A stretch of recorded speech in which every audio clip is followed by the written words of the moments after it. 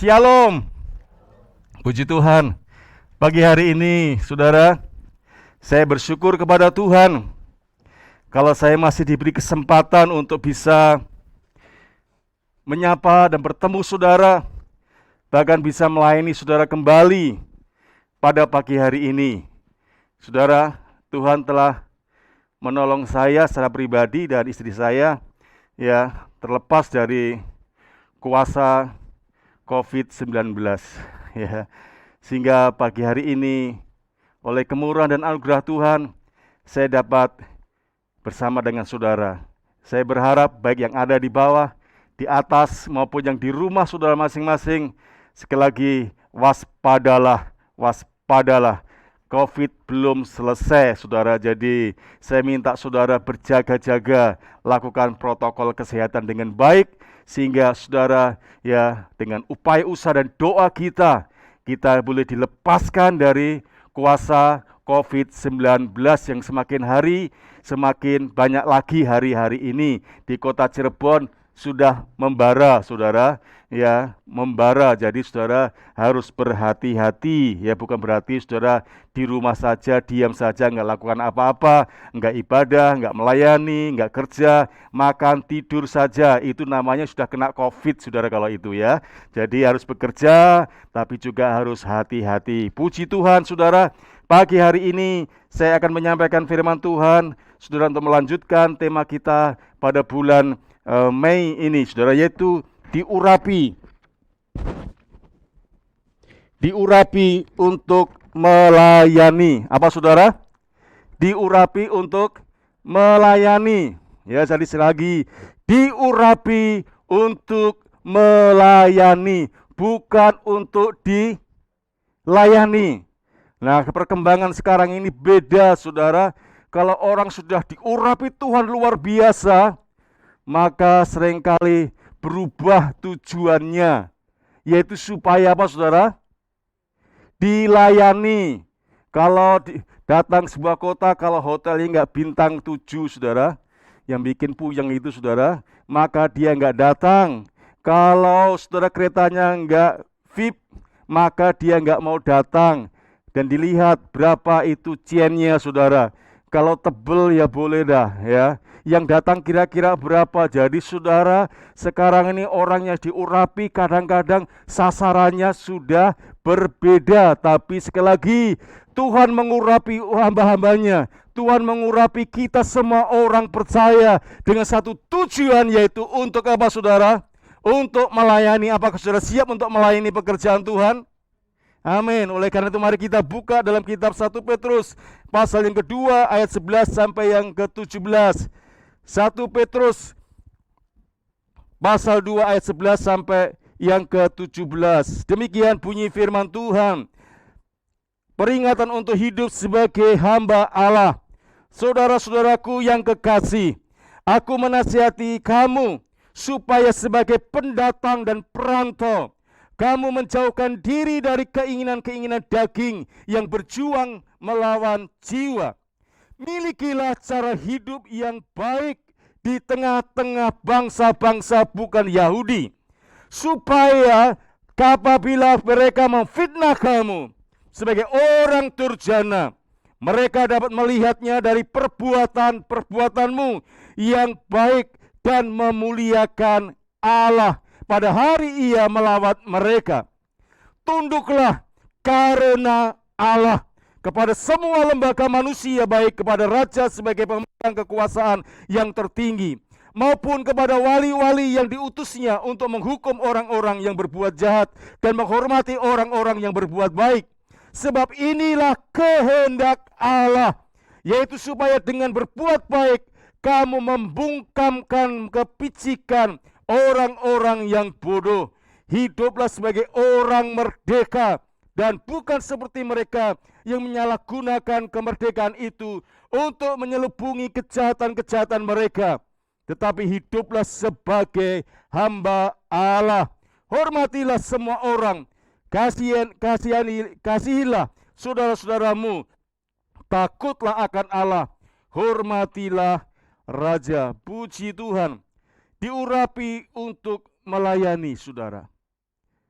teladan yang satu-satunya yang perlu kita teladani adalah Yesus Kristus. Yang diurapi, arti Kristus itu sendiri adalah apa, saudara? Yang diurapi. Sang Juru Selamat yang diurapi. Nah, saudara, Yesus diurapi untuk apa, saudara? Bukan supaya namanya dikenal, supaya namanya tersiar, supaya namanya hebat, supaya namanya ternama, saudara, enggak. Tapi, saudara, Yesus diurapi dengan satu tujuan, yaitu hidup untuk melayani, bukan untuk dilayani. Nah, kalau saudara membaca dalam kitab Lukas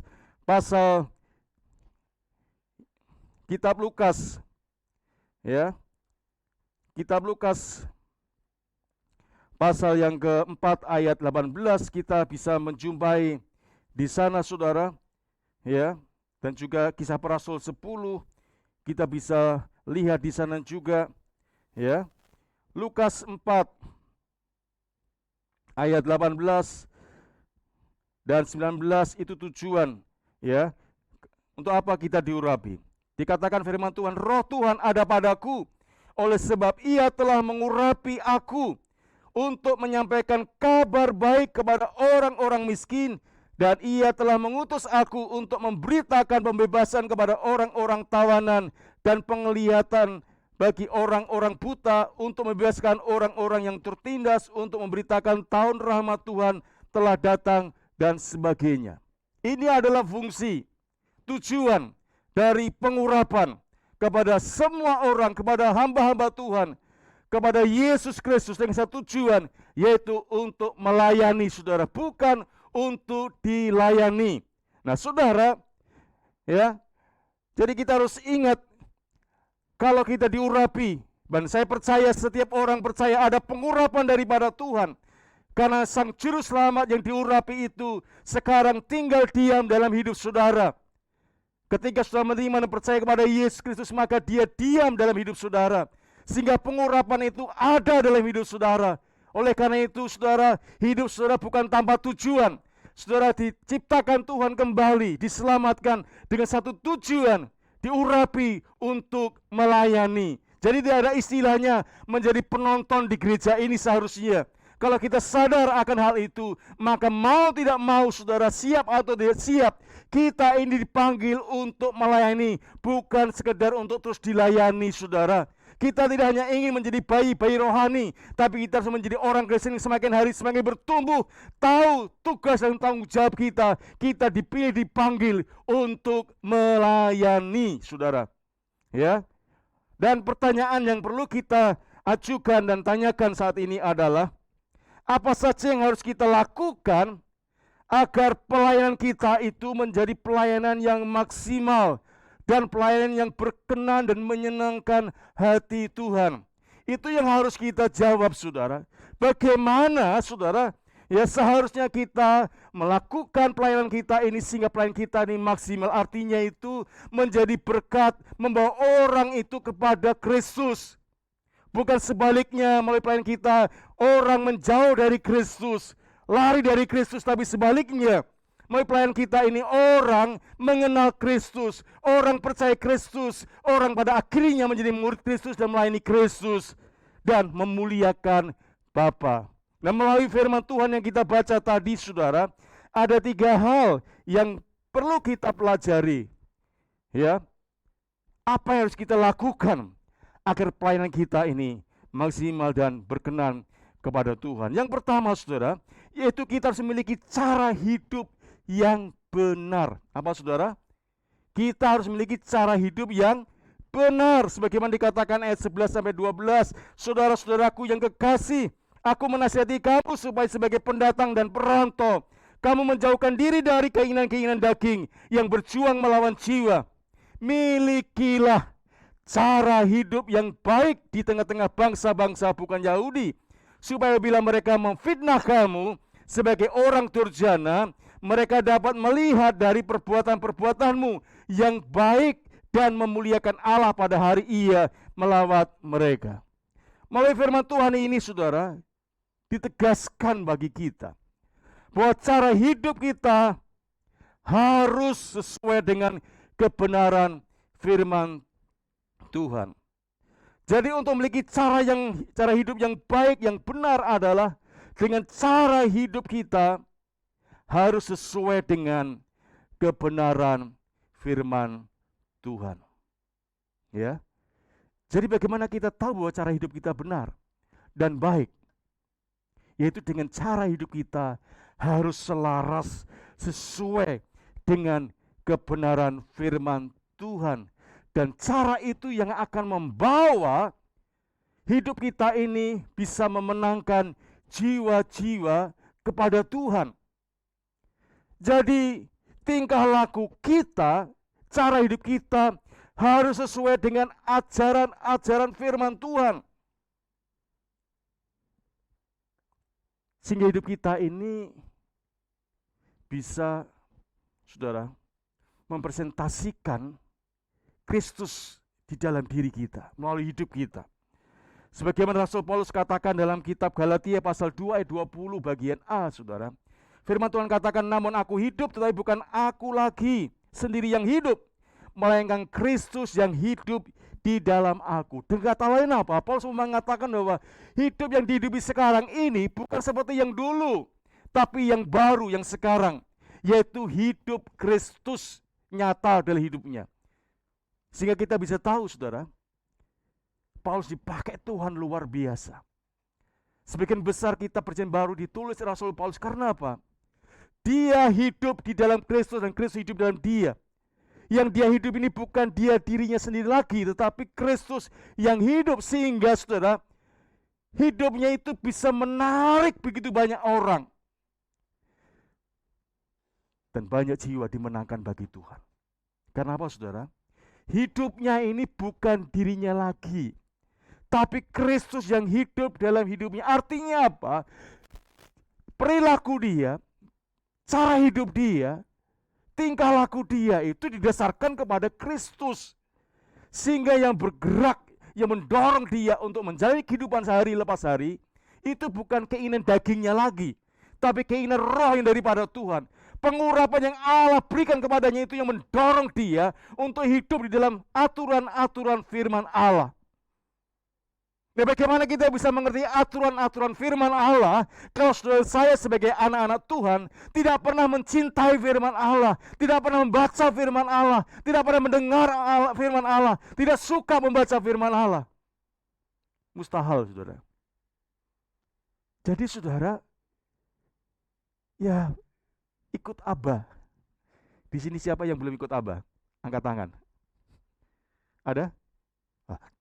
Puji Tuhan. Berarti semuanya sudah ikut ya. Saudara, itu tujuannya supaya apa? Kita tahu bagaimana aturan dan perintah Tuhan tuh ya melalui baca firman Tuhan. Kalau nggak pernah baca, nggak pernah dengar, ke gereja, saudara, dijadwal. Ya memang sekarang dijadwal, saudara ya. Nggak bisa bruk semuanya, nggak bisa. Karena ada peraturan yang harus kita taati, ya.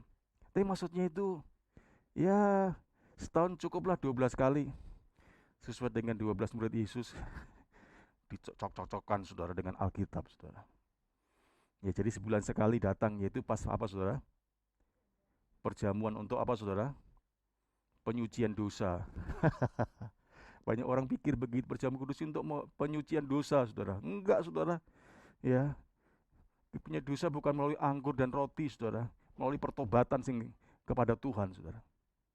Ya, jadi saudara, ya dikatakan kita harus mempunyai tingkah laku, cara hidup yang sesuai dengan firman Tuhan. Paulus katakan tadi, hidup yang hidup bukan aku lagi, tapi Kristus yang hidup dalam aku. Dia mempresentasikan hidupnya Kristus nyata dalam hidupnya, sehingga orang mengenal Tuhan melalui hidupnya. Saudara, bagaimana tetangga saudara? Bagaimana suami, istri, anak-anak saudara, menantu, mertua, besan saudara? Apakah melihat hidup saudara, melihat Yesus di dalamnya? Atau yang begini saudara, yang ada tanduk itu saudara, apa namanya? Ya, sehingga enggak pernah akur, enggak pernah datang. Ya, sungkan datang karena apa, saudara? Banyak tanduknya di sana, saudara. Saudara, jadi kita harus memiliki hidup seperti Kristus. Hidup kita harus kita selaraskan dengan firman Tuhan. Dan untuk itu mau tidak mau saudara tiap hari membaca Alkitab. Kalau orang Kristen nggak suka Alkitab itu bukan orang Kristen, saudara. Ya, sekali lagi saya tegaskan, kalau saudara nggak mencintai firman Tuhan itu saudara nggak orang Kristen. Karena orang Kristen nggak bisa lepas dari firman Allah. Orang Kristen nggak bisa, tidak harus membaca firman Allah, harus mendengar dan merenungkan dan mencintai firman Allah.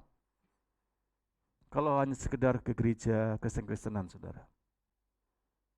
Karena saudara, kita nggak akan bisa hidup tanpa firman, saudara.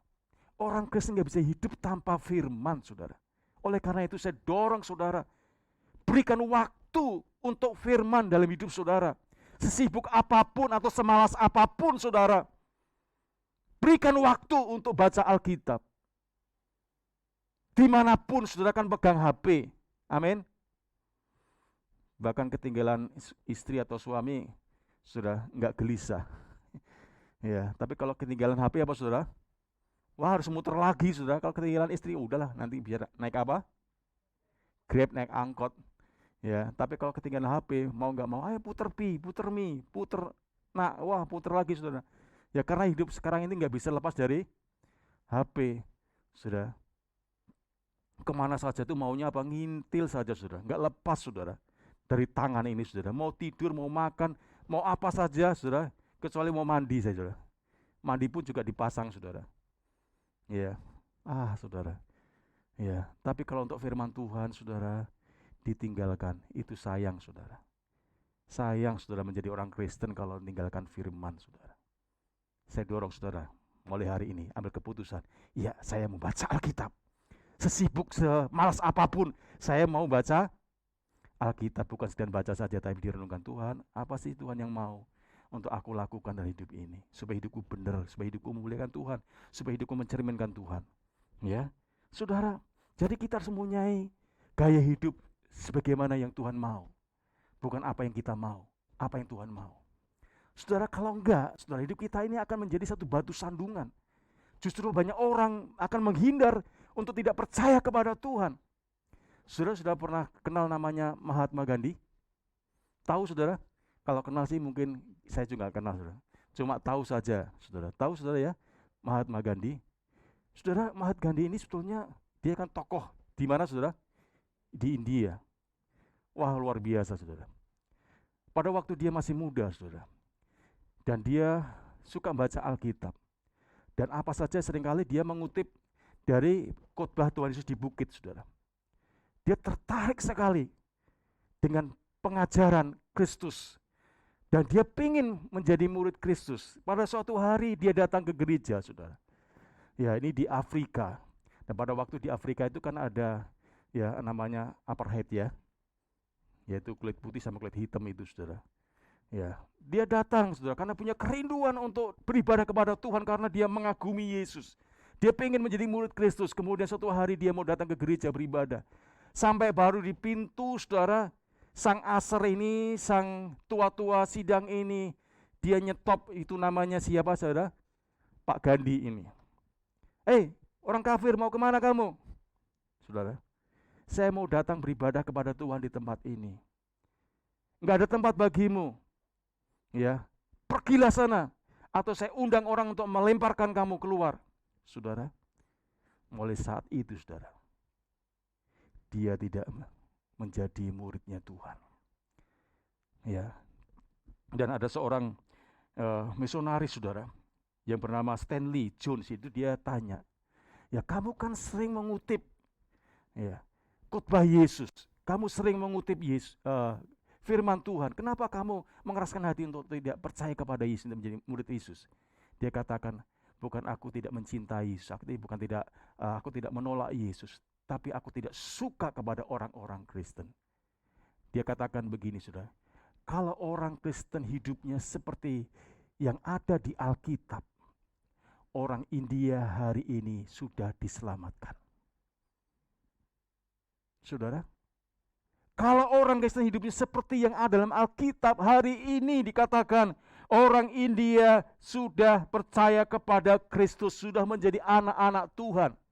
Tapi gara-gara saudara sang Asar ini yang menolak dia, yang mengatakan kafir dan pergi dan menolak itu saudara, Mahatma Gandhi yang tokoh India itu akhirnya tidak menjadi percaya, dan orang India sekarang ini bukan menjadi orang Kristen. Sebagian besar mereka adalah pemeluk agama apa saudara?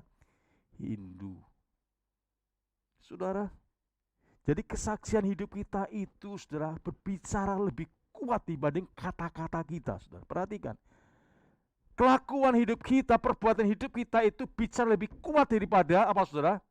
Kata-kata kita. Oleh karena itu saudara, sekali lagi mari kita serius sama Tuhan. Amin. Sudah mau serius sama Tuhan? Saudara, percuma loh saudara buang waktu ke gereja, buang waktu dan ini itu, berkorban ini dan itu. Kalau nggak sungguh-sungguh saudara, nggak ada nilainya, nggak ada faedahnya saudara. Jadi lebih baik saudara serius sungguh-sungguh. Kalau ikut Tuhan, ikut Tuhan. Kalau sudah basah sekalian apa saudara? Basah sekalian saudara ya. Jangan setengah-setengah hati. Jadi orang yang sungguh-sungguh saudara, sehingga kesaksiannya itu nyata di saudara, sehingga melalui kesaksian hidup saudara itu menampilkan kehidupan yang berbeda, sehingga itu yang menarik orang datang kepada Tuhan. Bukan seperti yang dialami Mahatma Gandhi ini, karena melihat perlakuan orang Kristen hidup enggak sesuai dengan Alkitab, akhirnya Mahatma Gandhi yang sudah mulai kerinduan untuk datang kepada Tuhan, untuk percaya kepada Tuhan, akhirnya lari dan mundur. Dan akhirnya saudara, India sebagaimana hari ini ada, dikatakan kalau pada waktu itu dia diterima, disambut, dan diperlakukan dengan benar sesuai dengan firman Allah, maka dia kan tokoh saudara. Biasanya orang itu kan tergantung siapa? Tokohnya, apalagi di Indonesia ini saudara. Ya. Jadi saudara, mari kita belajar. Saya dengar saudara, ada seorang suami katakan begini kepada saya tidak mau ke gereja. Untuk apa saya gereja? Melihat istri saya begitu. Saya pengen ke gereja kalau istri saya sudah berubah. Saya bilang, sampai Tuhan Yesus tidak akan pernah mengubah kalau dia nggak bertobat. Sehingga Anda juga akan mati dan binasa bersama mereka. Saudara, banyak istri-istri yang menjadi batu sandungan suaminya. Dan juga sebaliknya, saudara. Ya, suami-suami menjadi batu sandungan bagi istrinya. Oleh karena itu mari kita masing-masing mengoreksi diri kita. Apakah kita mau belajar untuk hidup sebagaimana Tuhan? Dan saya bersyukur kemarin ada satu kesaksian, satu orang berkata, saya mau berubah. Setelah dibaptis saya mau berubah. Ya, kalau dia musuhan dengan seseorang, dia datangi dan dia nyalami. Dan dia melakukan sesuatu, memberi sesuatu. Sehingga akur, saudara. Ya harus begitu, harus ada perubahan-perubahan hidup kita. Kalau enggak saudara, maka sia-sia saudara. Agama Kristen enggak menyelamatkan saudara. Ya, agama Kristen enggak menyelamatkan saudara. Yang menyelamatkan saudara itulah hidup di dalam Kristus. Amin. Itu yang pertama. Wah, sudah cepat sekali saudara. Ya. Yang kedua saudara. Jadi yang pertama tadi apa saudara? Memiliki cara hidup yang benar, yang baik. Yang kedua, memiliki kerendahan hati. Tunduklah. Ya, dikatakan tunduklah karena Allah. Ya, perhatikan, tunduklah karena Allah kepada semua lembaga manusia.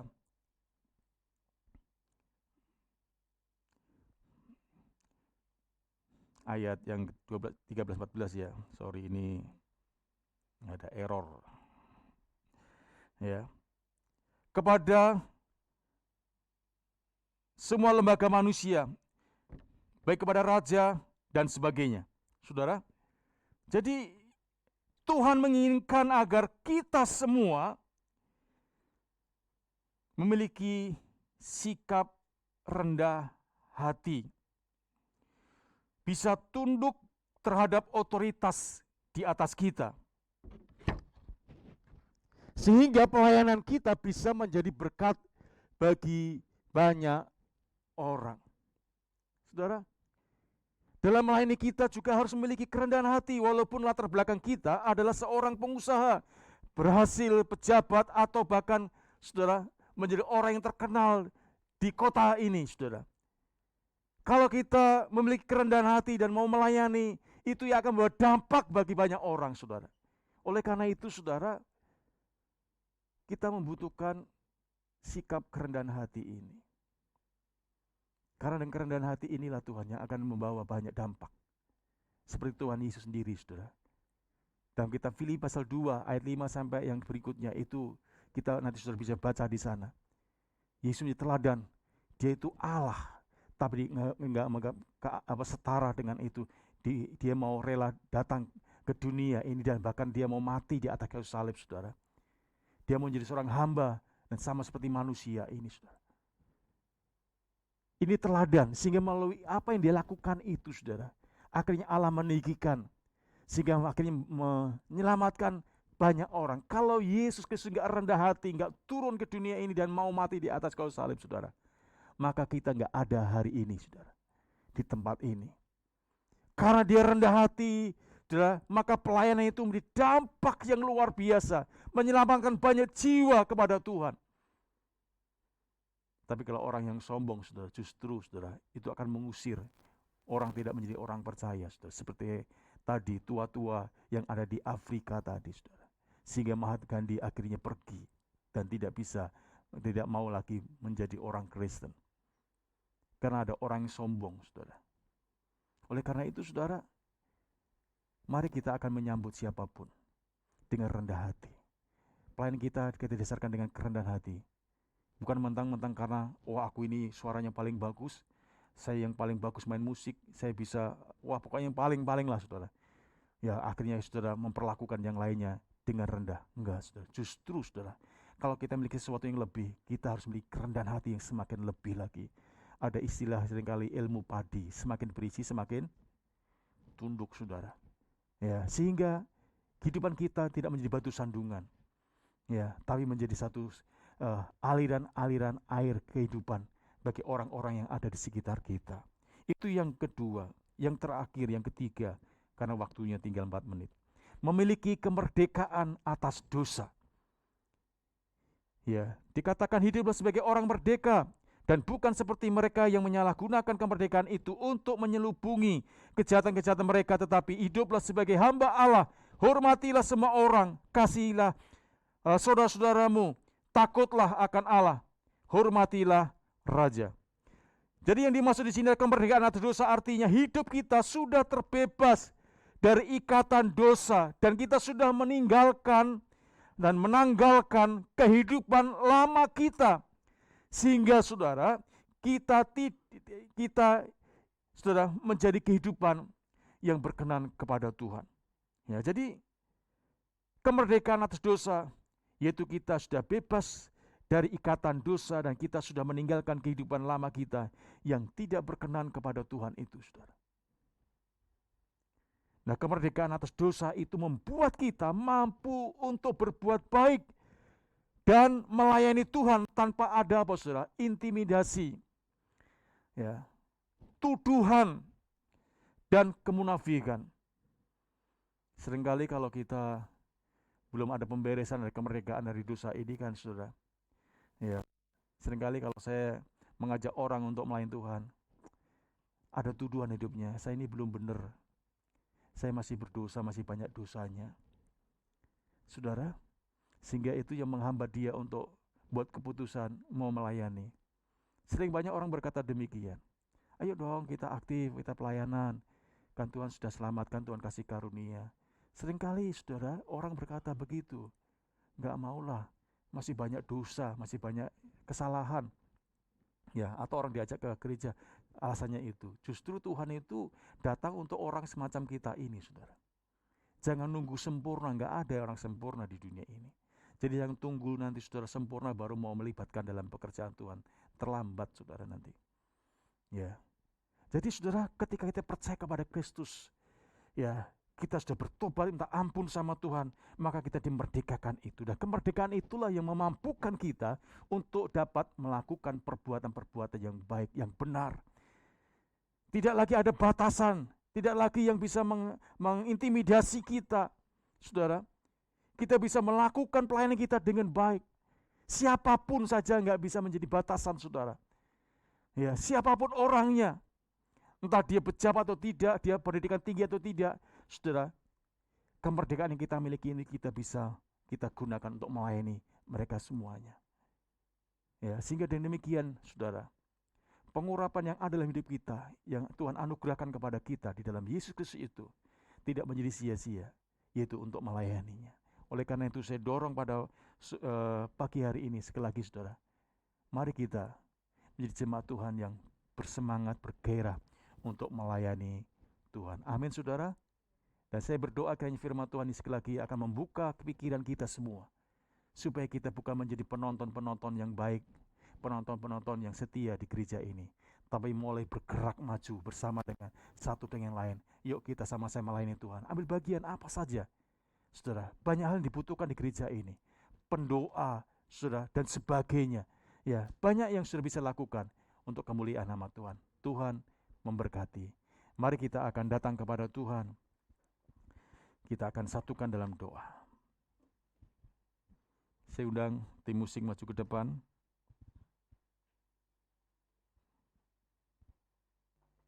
Kita berdiri bersama-sama dan kita naikkan suatu pujian. Urapilah kami dengan minyak yang baru. Urapilah kami dengan minyak baru, penuhilah kami dengan hadirat-Mu. Kami rindu Tuhan melihat kuasa-Mu dicurahkan di tempat ini. Urapi kami, urapilah kami dengan minyak baru. Berdoa saudara, berdoa kepada Tuhan, minta urapannya terus mengalir untuk memampukan saudara saya melayani Tuhan. Haleluya. Tuhan melihat kuasa-Mu dicurahkan di tempat ini. Urapi dan urapilah. Yes Lord. Labarabaya sikidara labarabaya. Terima kasih Roh Kudus, terima kasih. Bekerjalah sekarang Tuhan, lawatlah Tuhan. Mari Roh Kudus, Engkau lawat mereka Tuhan. Engkau jamah mereka, Engkau penuhkan, Engkau curahkan Roh-Mu. Uralabarabaya syakataralabaya. Tuhan melihat kuasa-Mu dicurahkan di tempat ini, dicurahkan di tempat ini, dicurahkan di tempat ini, dicurahkan di gereja kami, dicurahkan di gereja kami. Adakah di antara saudara yang pada pagi hari ini sedang mendengar firman Tuhan, mau ngambil keputusan dalam hidupnya? Mulai hari ini saya mau baca Alkitab. Karena dengan baca Alkitab, aku tahu apa itu kehendak Tuhan. Aku tahu apa itu keinginan Tuhan. Dan siapa yang pada pagi hari ini mengambil keputusan untuk membaca Alkitab setiap hari, baik sepasal, 2 pasal, 3 pasal, terserah saudara. Kalau ada saudara mau melakukan hal ini, saudara bisa angkat tangan. Saya akan mendoakan saudara. Adakah di antara saudara pada pagi hari ini yang setelah mendengar firman Tuhan mau mengambil keputusan, aku mau ambil bagian dalam pelayanan pekerjaan Tuhan, apapun yang aku bisa lakukan untuk melayani Tuhan supaya jiwa-jiwa datang kepada Tuhan. Kalau ada di antara saudara mengambil keputusan meresponi firman Tuhan ini, sudah bisa angkat tangan saudara dan saya akan berdoakan bagi saudara.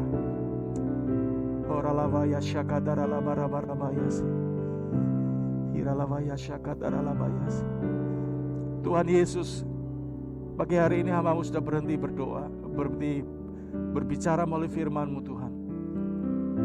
Dan saat ini ada tangan-tangan yang terangkat meresponi firman-Mu.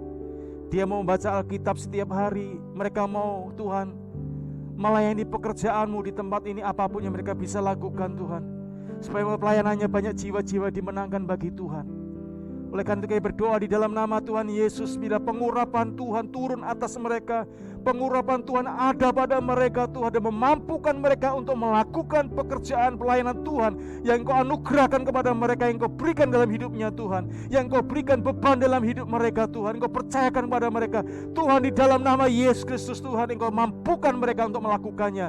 Mulai saat ini Tuhan, sampai seterusnya, sampai Engkau datang kedua kalinya menjemput kami semua Tuhan. Kami berdoa Tuhan, biarlah firman-Mu ini sekali lagi Tuhan akan mendorong setiap jemaat-Mu, baik yang ada di bawah, di atas maupun di rumah mereka masing-masing, untuk memiliki cara hidup yang benar, untuk rendah hati, dan mereka boleh merdeka dari kuasa dosa, sehingga mereka tidak ada intimidasi atau tuduhan atau kemunafikan yang akan menghalangi mereka untuk menjadi pelayan Tuhan, untuk menjadi kesaksian bagi hormat kemuliaan Tuhan. Tolonglah Tuhan Yesus, jamahlah mereka semuanya. Tuhan, tolonglah Tuhan, Kau perbarui jemaat-Mu ini, sehingga mereka tidak sekedar menjadi pendatang atau Tuhan hanya sekedar rutinitas mereka beribadah kepada Tuhan, tapi mereka terus bertumbuh dewasa dalam Tuhan. Mereka hidup Tuhan mempresentasikan Tuhan Yesus dari hidup mereka Tuhan, sehingga ketika orang melihat hidup mereka, melihat Yesus ada di dalamnya, sehingga melalui kesaksiannya itu Tuhan, banyak jiwa-jiwa yang datang dan percaya kepada Tuhan. Ampuni kalau selama ini kami justru menjadi batu sandungan,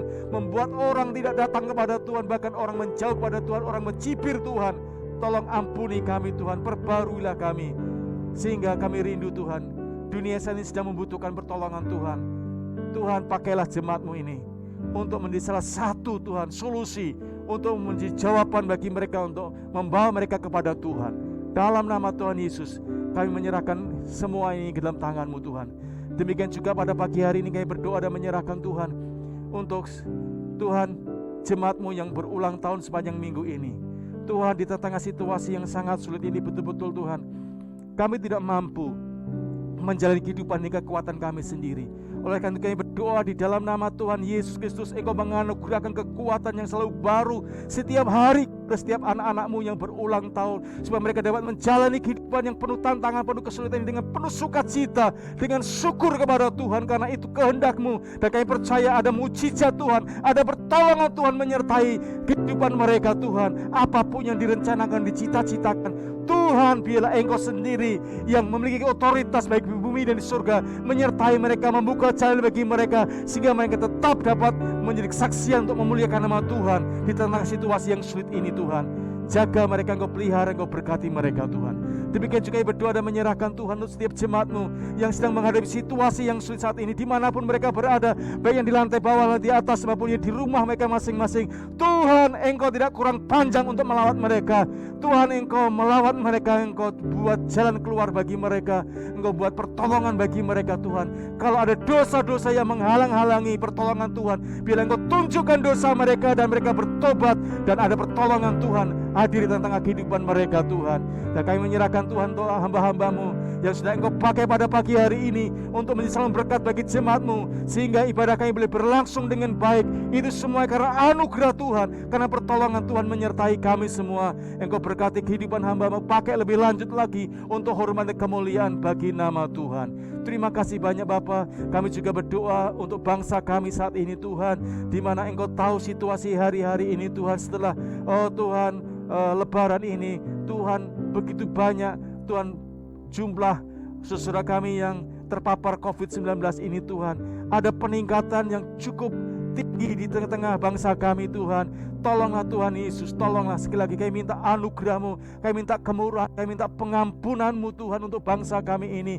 Tuhan, lindungi dan selamatkanlah bangsa kami, lepaskanlah bangsa kami Tuhan, bebaskanlah bangsa kami dari COVID-19 ini. Tolonglah Tuhan, upaya yang dilakukan pemerintah Tuhan supaya dilakukan dengan baik oleh seluruh masyarakat di negeri kami ini Tuhan. tolonglah Tuhan mereka-mereka yang Tuhan cuek dengan apa yang dianjurkan, supaya tidak terjadinya perluasan atau penyebaran yang semakin masif ini. Tuhan, tolonglah supaya mereka sadarkan jamaah mereka Tuhan.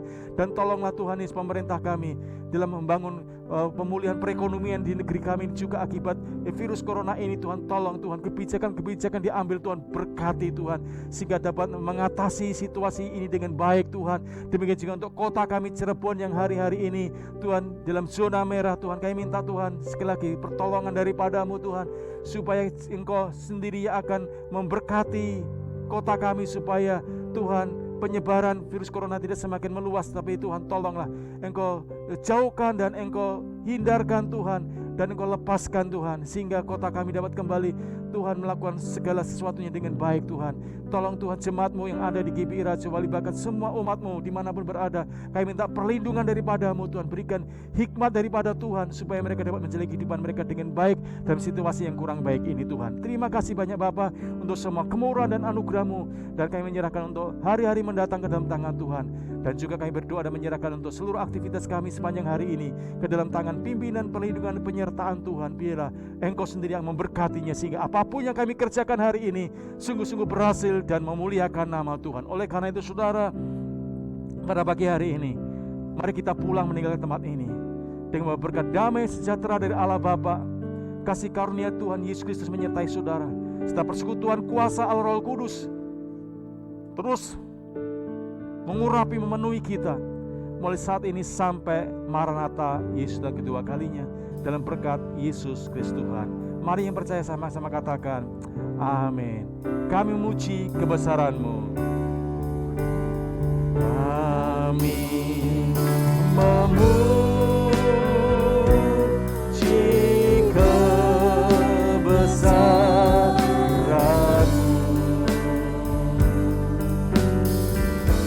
Hajat Tuhan,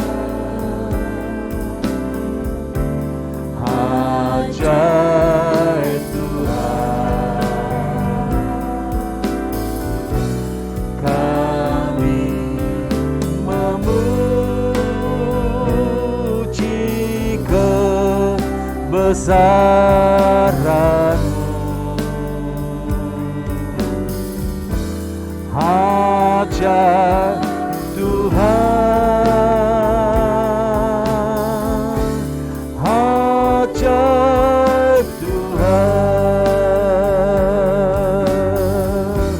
hajat Tuhan, hajat Tuhan. Silakan duduk dulu saudara, silakan duduk dulu. Ada pengumuman yang penting saudara. Rencana saudara kita mau mengadakan ibadah onsite ini 2 kali, mulai bulan Juni. Jadi itu berarti minggu depan ya. Nah saudara, nanti saudara daftar ibadah pertama atau yang kedua. Nanti saudara kirimkan itu di grup apa. Sementara ini kita nanti mau bikin grup sendiri untuk jadwal ibadah ini. Tapi saudara nanti kalau belum muncul grup yang baru, saudara cukup nanti tulis di grup GBI Raja Wali itu ya. Ada semua ya.